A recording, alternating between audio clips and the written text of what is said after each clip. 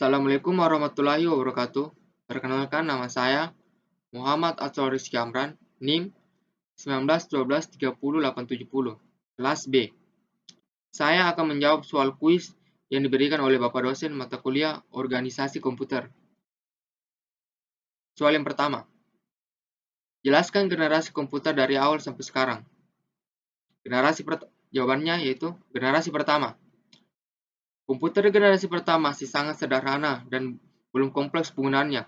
Komputer generasi pertama belum dapat memproses masalah-masalah yang rumit. Ukuran komputer generasi pertama sangat besar dan prosesnya pun masih lambat.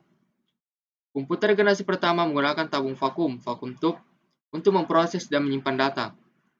Tabung vakum berukuran seperti lampu kecil. Tabung vakum cepat panas dan mudah terbakar. Ribuan tabung vakum diperlukan untuk mengoperasi komputer generasi pertama.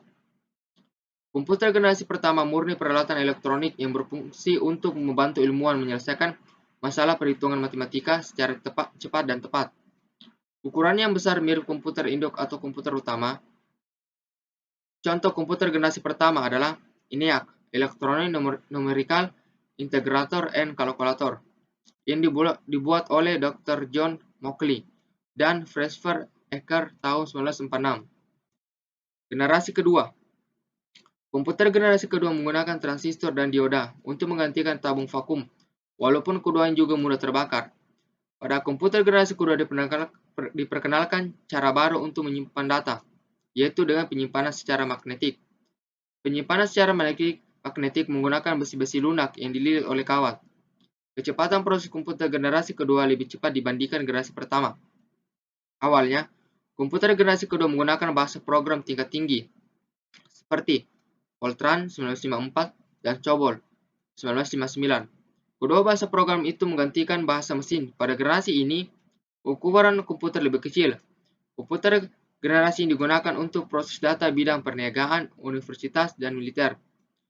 Contoh komputer pada generasi kedua adalah DEC VDV 8, IBM 700, dan IBM 7094. Generasi ketiga. Komputer generasi ketiga dibuat dengan menggabungkan beberapa komponen di dalam satu tempat. Tampilan dari komputer juga disempurnakan. Selain itu, komputer generasi ketiga penyimpanan memorinya lebih besar dan diletakkan di luar atau eksternal. Penggunaan listriknya lebih hemat dibandingkan komputer generasi sebelumnya. Ukuran fisiknya menjadi lebih kecil sehingga lebih menghemat ruang. Komputer generasi ketiga juga mulai menggunakan komponen IC atau disebut chip. Dapat digunakan untuk multiprogram. Contoh komputer generasi ketiga adalah Apple II, VC, dan NetVC. Generasi keempat. Komputer generasi keempat masih menggunakan IC atau chip. Untuk pengolahan dan penyimpanan data, komputer generasi ini lebih maju karena di dalamnya terdapat beratus ribu komponen transistor. Proses pembuatan IC komputer generasi ini dinamakan pengintegrasian dalam skala yang besar. Pengolahan data dapat dilakukan dengan lebih cepat atau dalam waktu yang singkat. Media penyimpanan komputer generasi ini lebih besar dibandingkan generasi sebelumnya. Komputer generasi ini sering disebut komputer mikro. Contohnya adalah PC, personal komputer. Teknologi isi komputer generasi ini yang membedakan antara komputer mikro dan komputer mini, serta mainframe. Beberapa teknologi isi pada generasi ini adalah prosesor 6086, 8286, 8386, 8446, Pentium 1, Celeron, Pentium 2, Pentium 3, Pentium 4, Dual Core, dan Core 2 Duo. Generasi ini juga mewujudkan satu kelas komputer disebut komputer super. Generasi kelima. Komputer generasi kelima memang belum terwujud karena komputer generasi ini merupakan komputer impian masa depan.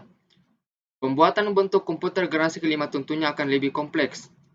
Komputer generasi kelima ini diperkirakan mempunyai lebih banyak unit pengolahan yang bekerja secara serentak untuk menyelesaikan lebih dari satu masalah dalam bentuk bersamaan. Komputer generasi ini juga mempunyai memori yang besar. Komputer impian ini diperkirakan akan mempunyai kepandaian tersendiri atau dapat membuat keputusan sendiri.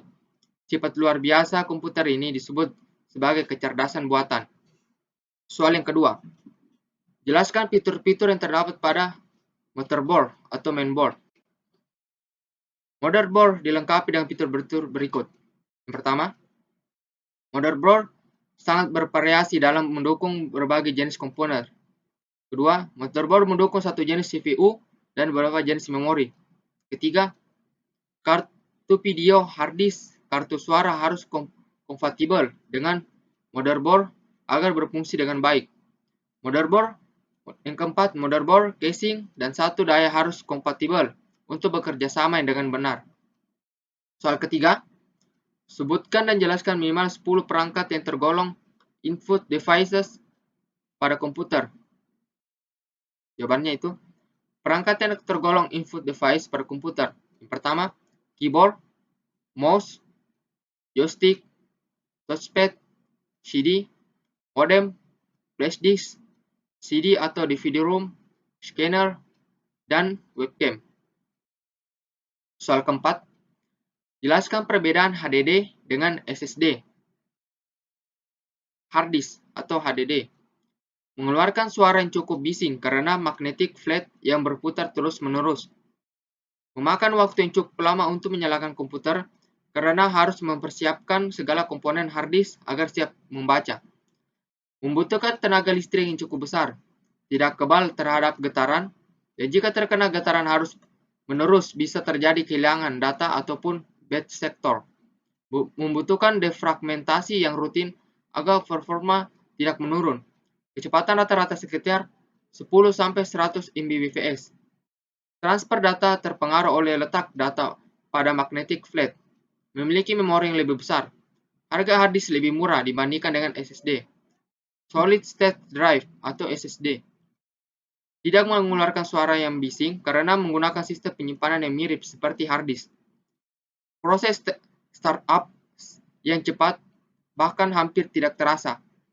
Membutuhkan tenaga yang lebih kecil dibandingkan hard disk. Kabel terhadap getaran karena tidak menggunakan magnetic flat.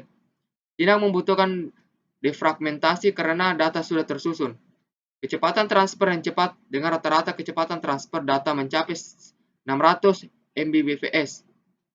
Relatif memiliki memori yang tidak besar, biasanya 128 GB.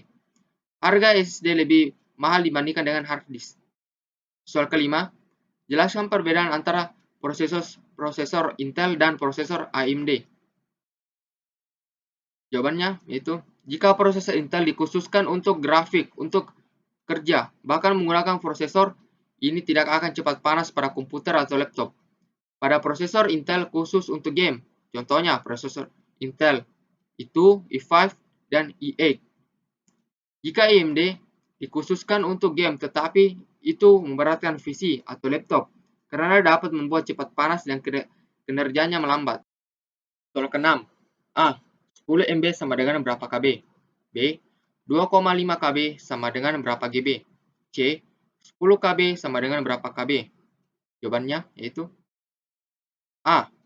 10 MB sama dengan 10.000 KB. B. 2,5 KB sama dengan 0,000025 GB. C. 10 KB sama dengan 10 KB. Sekian dari saya. Lebih dan kurangnya mohon dimaafkan. Wabillahi taufiq walhidayah. Wassalamualaikum warahmatullahi wabarakatuh.